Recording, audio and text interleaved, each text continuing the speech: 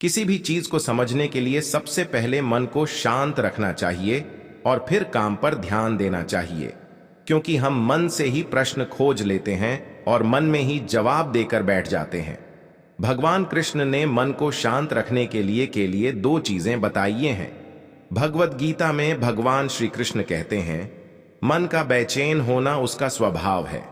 हमारे मन को लगता है कि अगर वह अलग अलग बातों के बारे में सोचता रहेगा तो हमें आने वाली हर मुश्किल और मुसीबत से बचा लेगा, पर ऐसा होता नहीं है। हम अपने जीवन का काफी अधिक समय सोच विचार करके परेशान होने में निकाल देते हैं। भगवान श्री कृष्ण कहते हैं कि मन का यह स्वभाव बदलना मुश्किल जरूर है, असंभव नहीं। अच्छा, अब आप एक बात बताइए, क्या आप कौवे को कह सकते हैं कि वो कांव कांव की आवाज ना करे? या फिर क्या आप किसी मेंढक को कह सकते हैं कि वह पानी देखते ही ऊंची छलांग ना मारे? हमारे मन का भी कुछ ऐसा ही है। जीवन में कुछ भी होता है, अच्छा या बुरा, हमारा मन उस पर कांव कांव कांव करने लगता है। कांव कांव से मेरा मतलब है चिंता करना, व्याकुल होना। कोई बुरी बात होती भी नहीं है और मन परेशानी की ऊंची ऊंची लपटें लेने लगता है। कभी कभी तो मुझे ऐसा लगता है कि हम में से कई लोग सिर्फ परेशान होने के लिए जीते हैं। सारी परेशानी, पीड़ा, दुविधा अक्सर हमारी मन की बनाई हुई कहानियां होती हैं। भगवान श्री कृष्ण हमें हमारे मन को शांत और स्थिर करने के लिए दो उपाय देते हैं। पहला, ध्यान लगाना या मेडिटेट करना। दूसरा, वैराग्य भाव सीखना।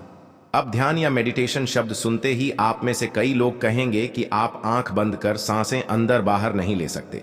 यहां हम सब गलती कर बैठते हैं। मेडिटेशन या ध्यान का मतलब सिर्फ आंख बंद कर बैठना नहीं होता।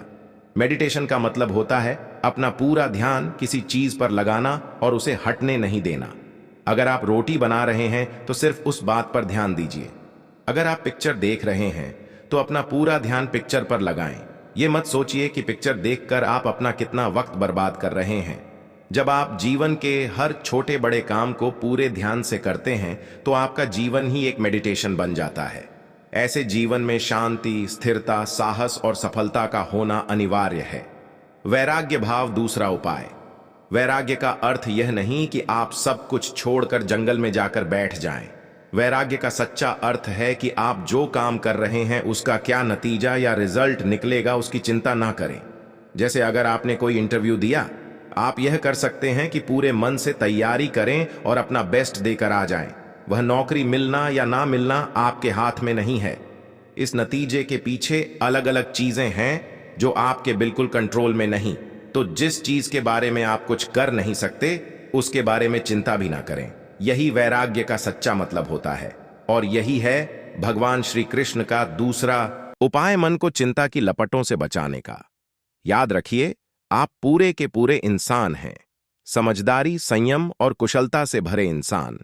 आपका मन जब भी कौए की तरह अलग अलग बातों पर आपको परेशान करने लगे, तब अपने मन को भी प्यार से समझाइए और शांत कर लीजिए।